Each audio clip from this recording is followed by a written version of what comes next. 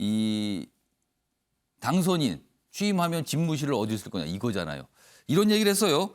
윤 당선인은 기존 청와대로 들어갈 가능성은 제로다. 제로다고 아주 단정적으로 얘기했어요. 그리고요, 지금 후보지가 몇 곳 있는데 많은 언론들이 용산에 있는 국방부 건물 여기를 쓸 거라는 쪽으로 많이 보도가 나왔거든요. 근데 이거에 대해서는 용산을 포함해서 검토 중인데 아직 다 결정된 건 없다. 이런 내용까지 밝혔습니다. 그런데 오늘 언론들 보면요. 이런저런 일을 다 따져보고 전문가들의 의견까지 들어서 용산으로 딱 찝고 있습니다. 지금요. 이유가 있을 거예요.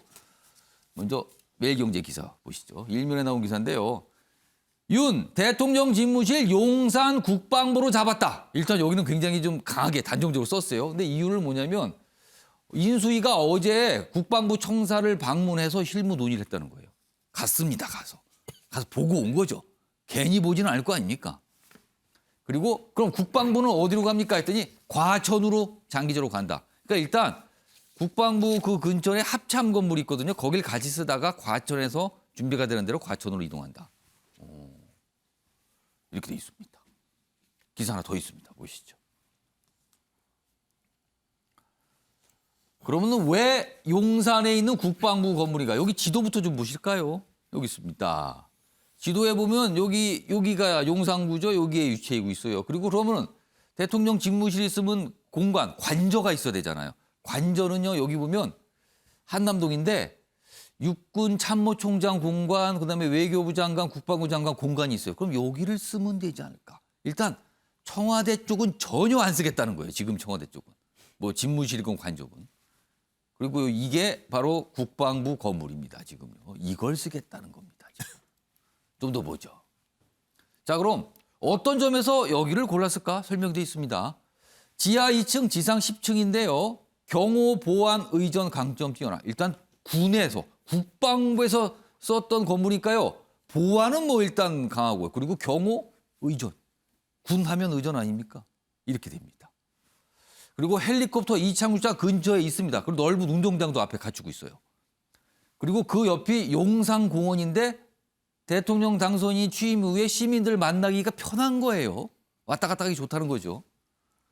그리고 광화문에 있는 정부 서울청사 처음에 이걸 고려했었는데 여러 가지 이유로 적합하지 않고, 그리고 외교부 청사도 논의 중인데 여기는 경호상 문제, 광화문 광장하고 아주 밀접해 있잖아요. 그러면 집회 열리고 하면 이게 보통 일이 아니라는 거죠. 그런 이유로 좀 배제된 거 아니야 이렇게 돼 있습니다. 자, 그럼요. 이와 관련해서 윤석열 당선인이 뭐 좀 시간이 지났습니다만 한 예의가 있습니다. 들어보시죠. 제가 대통령이 되면 기존의 청와대는 사라질 것입니다. 새로운 대통령실은 광화문 정부 서울청사에 구축될 것입니다. 기존의 청와대 부지는 국민께 돌려드릴 것입니다. 자, 그럼요. 여기 좀 화면에 보면 이제 장단점, 이 용산에 있는 국방부 건물을 집무실로 사용할 거에 장단점이 있어요. 장점은 청와대가 이제 비잖아요. 그럼 100% 이제 시민들에게 개방할 수 있다. 그다음에 국방부에 지하 벙커가 있어요. 그럼 여기 좋잖아요. 이게 사용하기가 비상시에 회의도 할 수도 있고. 그리고 연쇄 이동에 따른 소요 예산 절감. 이미 있는 건물을 쓰는 거니까 엄청나게 많은 비용 안 든다는 거죠. 뭐 국방부도 있는 건물로 또 해서 가면 되니까. 근데 단점은요.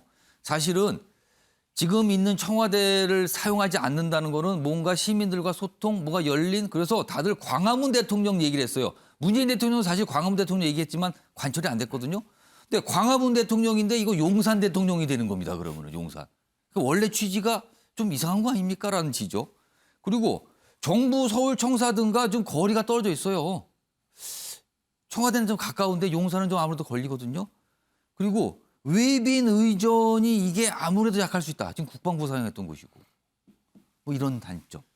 특히 첫 번째네요. 광화문 대통령인데 이게 그냥 이 표현 못 쓰는 거예요, 지금. 자, 이 얘기 좀 해보겠습니다. 김종 교수님. 지금 청와대 건물을 그냥 쓰면 안 되나요? 저는 뭐 문재인 대통령은 사실 시도했다가 안 됐거든요, 지금. 그러니까 윤 당선인의 의지와 의도는 좀 좋다고 보는데 예. 검토는 제대로 안 된 것 같다는 느낌이 들어요. 그럼 또 광화문 시대가 불가능하다고 봤던 이유 중에 하나는 뭐냐면 광화문은 소위 대한민국 민주주의의 상징과 같은 공간이에요. 그러니까 집회. 시민들이 시위를 벌였던 공간이죠. 예. 근데 시민의 시위를 벌이는 공간에서 대통령 경호를 할 수 있다? 이 두 가지가 충돌할 수밖에 없어요. 그냥 광화문 광장하고 그 정부 청사랑 같이 있잖아요. 그렇죠. 나란히 이렇게. 전 당연히 그렇다면 국민의 소위 의사표시의 권리를 보장하는 게 우선일 수밖에 없어요. 대통령 경호보다도. 전 그렇다면 당연히 광화문 시대가 불가능할 수밖에 없다는 생각이 들었는데 무슨 저 차선에 뭐 대책이 있는 줄 알았더니 갑자기 국방부 건물이 나오는데 아니 분단대치 상황에서 수도 서울과 대한민국을 지키는 최전방이 국방부예요. 근데 국방부를 갖다가 서울 외곽으로 밀어내고 거기에 대통령 집무실을 집어넣겠다라고 하는 얘기 자체가 소위 윤 당선인이 얘기했던 광화문 시대랑 얼마나 배치되는 얘기인가에 대한 근본적인 고민이 있고요. 마지막으로는 그러면서 또 지금 청와대에 있는 지하 이 기사로 나온 겁니다만 제가 거기서 근무해봤습니다만 지하 벙커에 위기관리센터를 그대로 두겠다 또 얘기가 나오잖아요. 그러니까 제가 볼 때 전혀 지금 제가 볼 땐 정비가 안 돼 있다. 오히려 말씀하지 마시고요. 정리를 잘 하신 다음에 정리된 내용을 가지고 국민에게 브리핑하는 게 맞다. 지금은 저런 얘기 많이 해봤자 제가 볼 땐 다 흠집만 납니다. 일단 김은혜 대변인은 설명은 검토 중인데 확정된 거 없다. 다만 기존 청와대로는 갈 가능성 제로다. 다른 곳이다. 다른 곳이라는 거예요. 최윤정 변호사.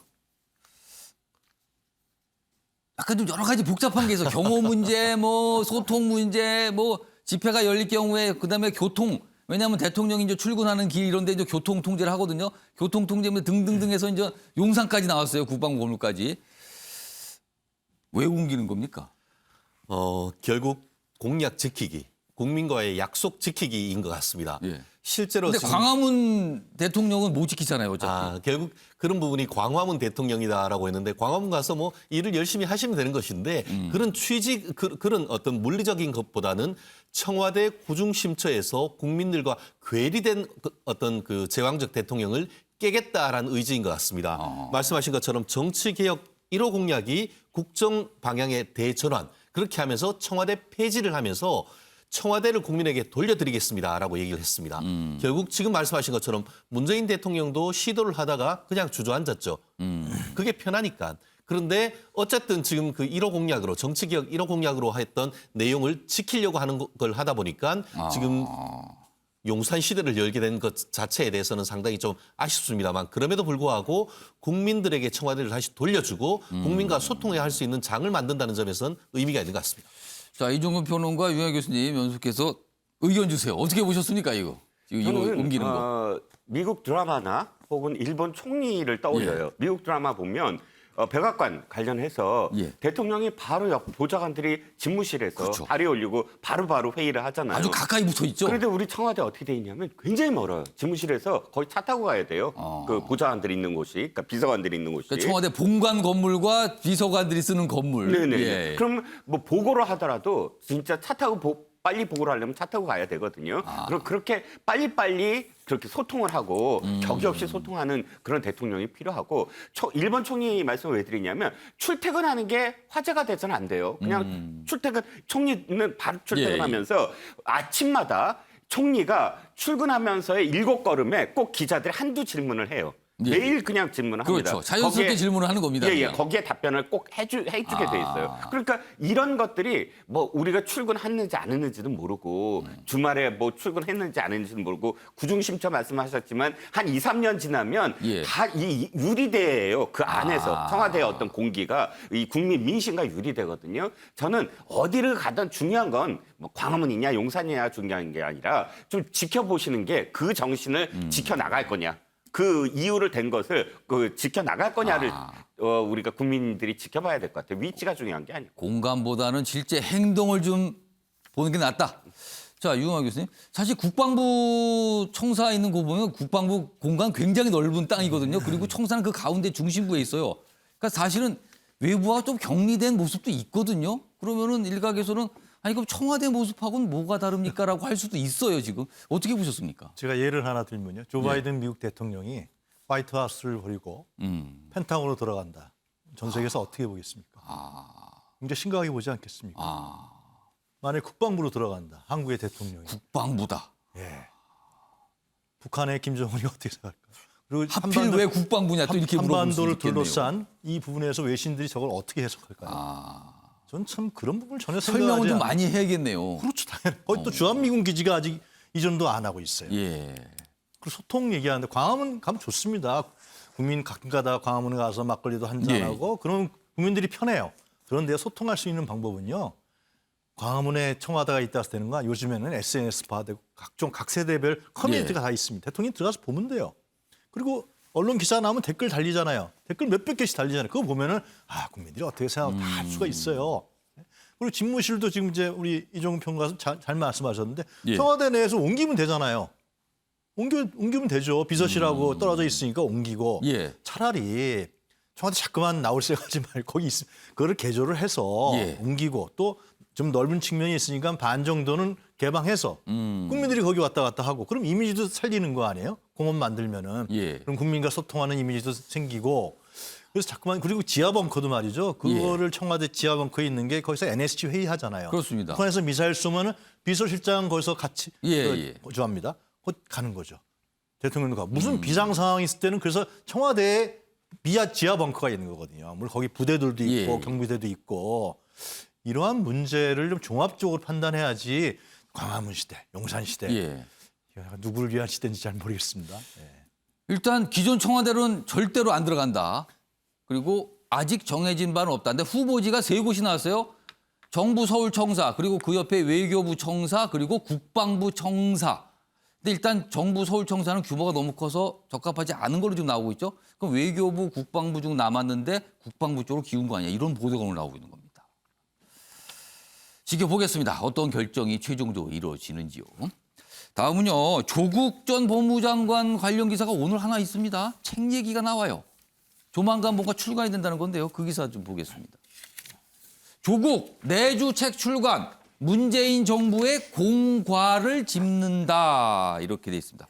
책 제목은 가불 선진국이에요. 가불이라는 거는 뭐 미리 좀 이렇게 당겨서 돈을 쓴다 뭐 이런 뜻인가요? 미리 돈을 받았다는 뜻인가요? 아무튼 책 제목이 본인이 직접 지었다. 뭐 이런 얘기도 들려 있는데 책이 나오면 여러 가지 내용을 담을 것 같은데요. 일단 아직 구체적인 책 내용은 없습니다만 많은 분들이 좀 주목을 하고 있는데 김지호 교수님, 뭐 짧게 이 책 지금 민주당이 대선에 패배한 상황이잖아요. 조국 전 장관의 이 책 뭐 어떤 내용이 나올지 모르겠습니다만 문재인 정부를 다룬다 그래요. 이게 민주당 입장에서는 좀 어떨까요? 뭐 출판의 자유가 있으니까 저는 어쩔 수 없다고 생각이 듭니다만 예. 다 아시겠습니다. 문재인 정부 불공정의 상징적 인물 중에 하나가 조국 전 장관입니다. 문재인 대통령 취임사가 기회는 평등하고 과정은 공정하고 결과는 정의로울 거라고 얘기했었는데 이 부분에 오점을 남기신 분이에요. 여러 가지 논쟁은 많았습니다만 결론적으로 본인은 지금 재판 중에 있고 부인은 유죄 판결을 받은 상황이에요.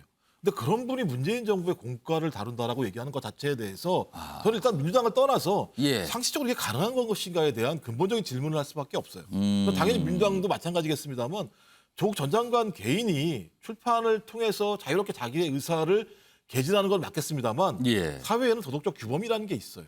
예를 들면 하지 말 것과 할 것에 대해서 국민들은 충분히 알고 있어요. 제가 볼 때는 저 출판은 국민들이 봤을 때는 저걸 왜 하지? 저걸 할 수 있는 본인의 어떤 근거가 있는가에 대한 근본적인 질문을 할 수밖에 없기 때문에 저는 민주당을 위해서도 안 좋은 거고요.